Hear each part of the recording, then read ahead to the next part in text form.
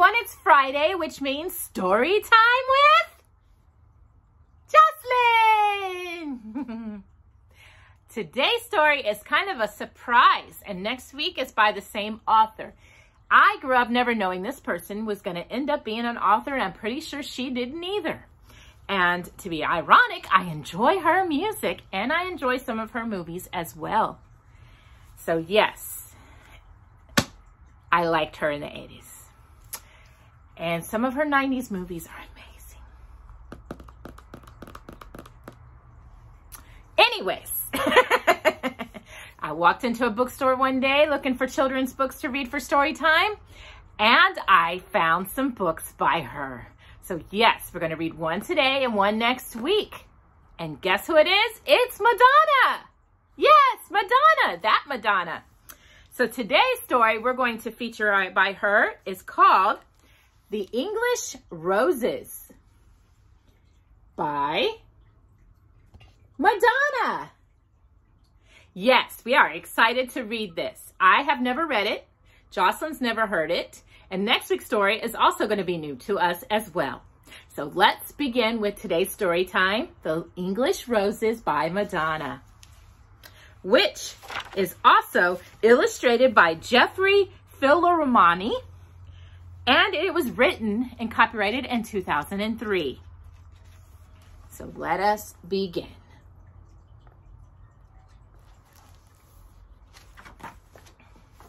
Oh, isn't this pretty? Kind of reminds me of The Secret Garden. The Secret Garden is actually my favorite book. One of them. I have a lot. But one day we'll get to that one as well. Have you ever heard of the English roses? Here is what they are not. They are not a box of chocolates or a football team or flowers growing in the garden. What they are is this: 4 little girls named Nicole, Amy, Charlotte, and Grace. And you can see their names at the bottom so you'll know which girl is which of the English roses. Right, Jocelyn? Here are some things you should know about them. They go to the same school and live in the same neighborhood, Jocelyn. They play the same games, read the same books, and like the same boys. They have picnics in the summer, ice skating parties in the winter, and they are practically glued to each other at the hip. I should say so. Most of all, they love to dance.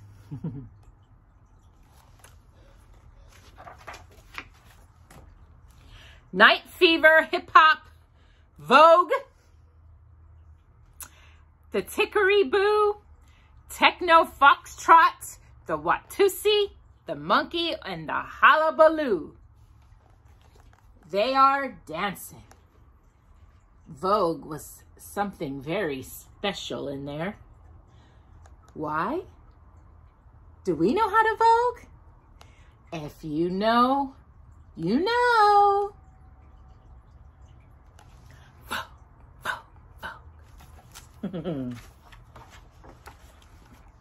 It all sounds so perfectly fun and nice, Jocelyn, and in many ways it was. But there was only one problem. They were all a little bit jealous of another girl in the neighborhood. Ooh.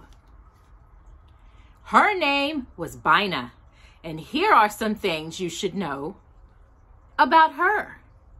She was very, very beautiful. She had long and silky hair and skin like milk and honey. She was an excellent student and very good at sports. She was always kind to people. She was special. But she was sad. Because even though she was the most beautiful girl anyone had ever seen, she was also very lonely. She had no friends, and everywhere she went, she was alone.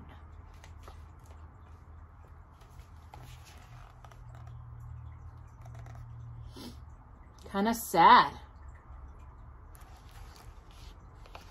But they being kind of mean about it, huh?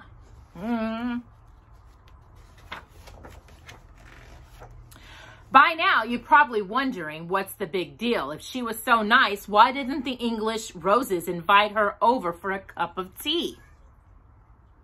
Listen, I already told you why. Because they were a little jealous. Why, maybe more than a little. Haven't you ever been green with envy?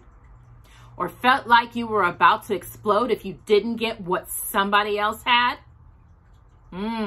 If you say no, you are telling a big, fat fib. And I am going to tell your mother. Now stop interrupting me.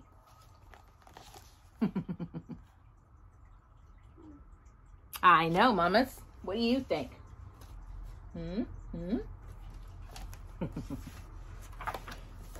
You see, the English roses wanted to be friendly, and they knew that Bina was lonely.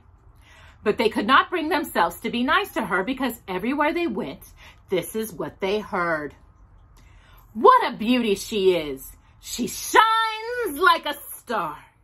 That Bina is something else. When Nicole and Amy and Charlotte and Grace heard people speak this way about Bina, they always felt like they were going to be sick. Ugh. This is what they would say.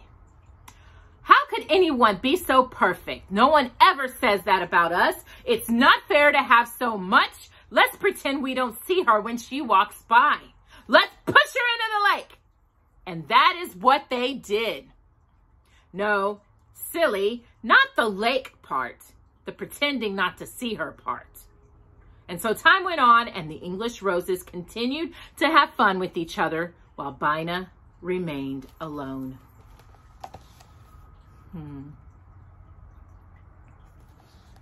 Poor Bina.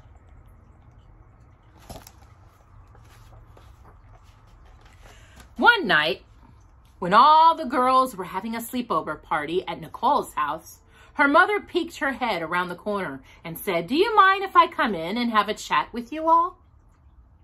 "Don't worry, Mom. We're going to go to bed soon," said Nicole. "Just let us finish our pillow fight." "That's not why I came in here," her mother replied. "I want to talk to you about Bina. She lives down the street. She goes to your school. She likes to do the same things you all like to do. And yet you never invite her over or make any effort to be friendly with her."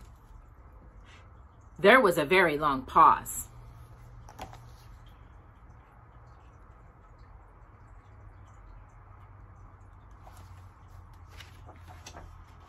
The English roses looked around the room at one another. Amy was the first to speak. "She thinks she's God's gift to creation just because she's beautiful." "Yes, why should we invite her over? She gets enough attention already," Charlotte joined in. "It's not that we don't like her," said Nicole. "It's just that she's probably stuck up. Pretty girls usually are." Nicole's mother thought about this for a moment, and then she said, "I think you girls are being unfair. She looks like she could really use a friend, and you haven't even had a conversation with her. How do you know what kind of person she is? How would you like it if people decided whether they were going to be nice to you based on how you looked?" Don't judge a book by its cover.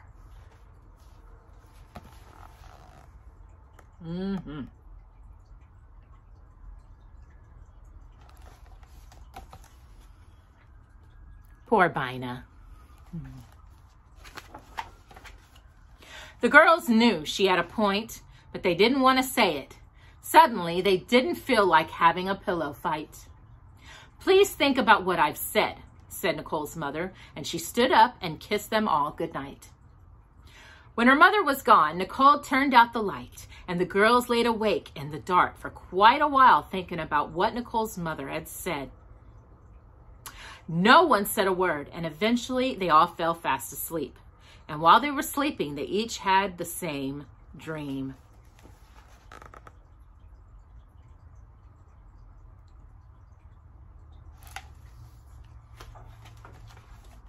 Here is what they dreamed. All four of them were having a picnic in the park, complaining as usual about how beautiful Bina was, how she got too much attention, and how unfair it was for them, when suddenly a fairy godmother appeared. She was short and plump and very jolly looking. Listen, while I am telling you this, don't you know what a fairy godmother looks like? Anyway, she landed right on top of Charlotte's sandwich. Oh, excuse me. Is that pumpernickel bread? She said, sniffing the air. I just love the smell of pumpernickel.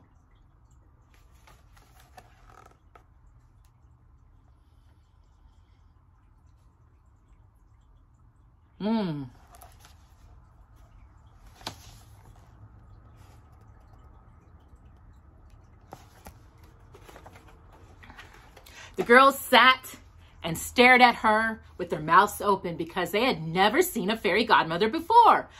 Ahem, said the fairy godmother, clearing her throat. Now, where was I? Oh, yes, I couldn't help but overhear your conversation, and it sounds like you all quite dissatisfied with who you are, which makes me very unhappy, and I would like to offer you the opportunity to be someone else. What do you mean? Asked Charlotte, pulling her sandwich out from underneath the fairy godmother's bottom.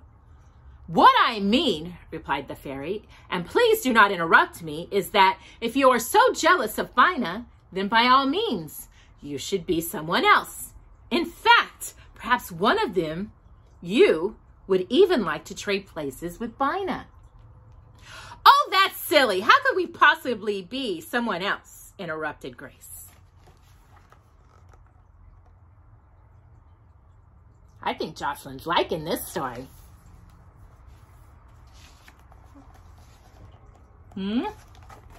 What do you think? Well, if you would just let me finish, said the fairy, when I sprinkle my magic dust over you, you can be whoever you'd like to be. But first, you might want to fly over Bina's house with me and spend some time with her, just to make sure that her life is to your liking, or anyone else's for that matter. The girls all gulped and nodded, and finally Nicole said, But she'll see us looking through the window and she'll think we're burglars or something. Yes, she might call the police, added Amy. Oh, nonsense, scoffed the fairy, nibbling on Charlotte's chocolate chip cookie. When I sprinkle you with magic fairy dust, you will be invisible and you can go wherever you want to go and no one will ever see you. The girls just sat there speechless, which didn't happen very often, I can assure you. Well, don't just sit there stuffing your faces, tutted the fairy, stuffing her face. My time is very valuable. The girls leaned forward and whispered quietly for a moment. They decided that even though the fairy took their cookies without asking, she seemed rather harmless, and anyway, they couldn't turn down the chance to spy on Bina without her knowing they were there. So they asked to be sprinkled with fairy dust, and off they flew to Bina's house.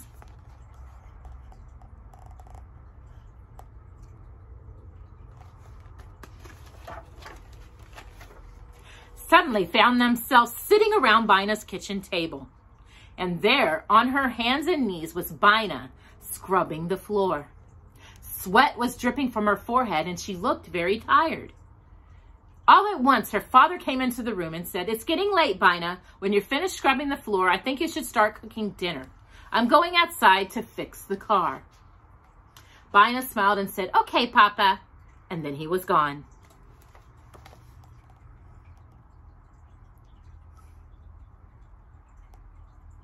Remember, she can't see them. They're invisible. Bina proceeded to do a multitude of tasks. When she finished cleaning the floor, she peeled potatoes.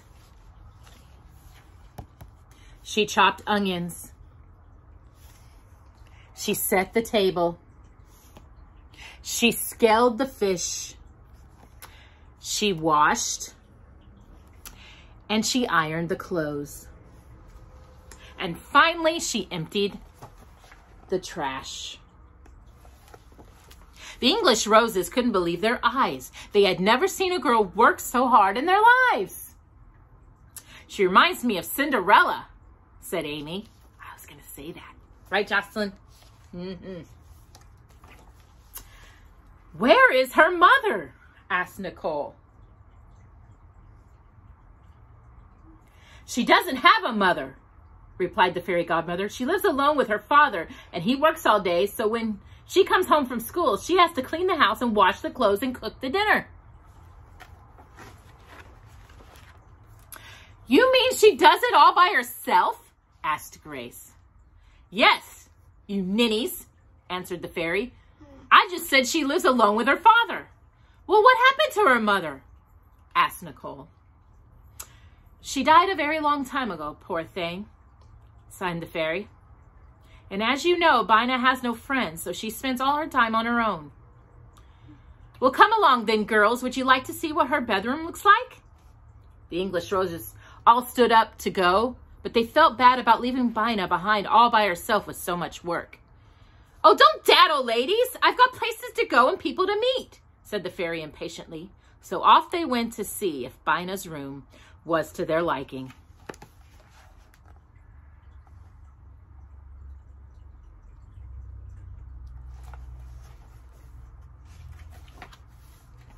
They were not prepared for what they saw. A simple room with a single bed, a chest of drawers, a shelf full of books. There was, of course, one doll, but only one. Can you believe it?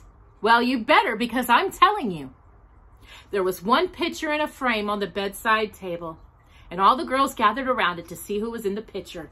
It was a beautiful photograph of Bina's mother. Nicole's eyes began to fill with tears. I feel so bad, she said.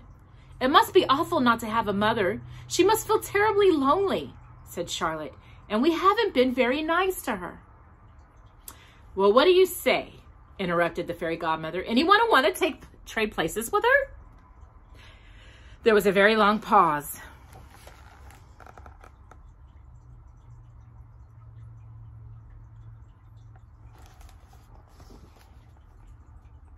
Mother was very beautiful. The English roses looked at one another. It was so quiet you could hear a pin drop. I think we've made a terrible mistake, said Grace. I can't imagine living without a mom.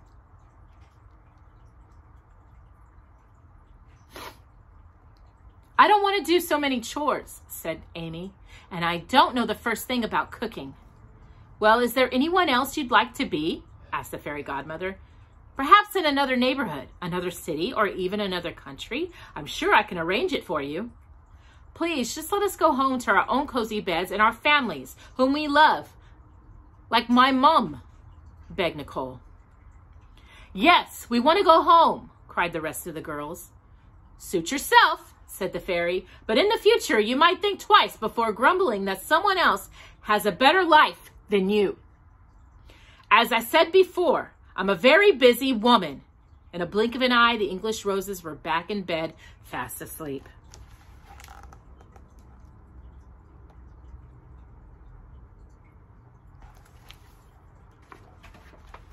First, they invited... Oh, skipped a page. When morning came, the girls awoke, relieved to find that they were still themselves. They told one another about their dream, and they promised each other that from that day on, they would be kinder to Bina and stop complaining about their own lives.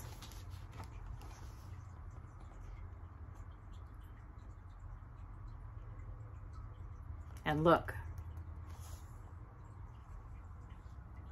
4 toys, 4 stuffed animals, 4 dolls. First, they invited Bina to a tea party, and then they started walking to school with her, and not long after that, they were doing homework together. Bina even taught them how to bake an apple pie. They soon found out that that she was very likable indeed. They grew to love her like a sister and often went to her house to help her with her chores.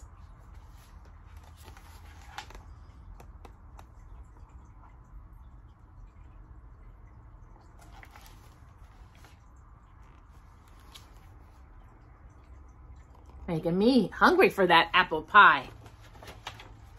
Time went by, and soon, everywhere the English roses went, Bino went with them.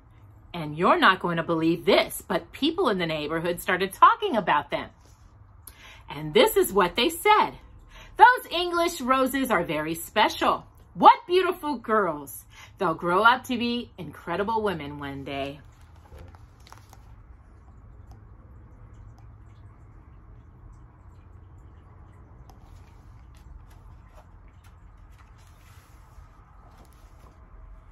And you know what? They did. If you don't believe me, then go and find out for yourself. I didn't make this up. And who was telling this story?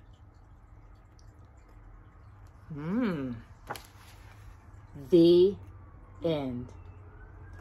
Now that was a beautiful story. And I've never read that before. And what a moral of that story is. I mean, it seems never judge a book by its cover, and you never know what someone else's life is like until you may ask them, become their friend, and become part of their lives. Never regret your childhood. Never regret your parents. Never regret the life you live. God has a plan. Beautiful story, Madonna. Beautiful. The English Roses. We'll see you later next week for another story by Madonna. I hope you enjoyed this story time. Goodbye.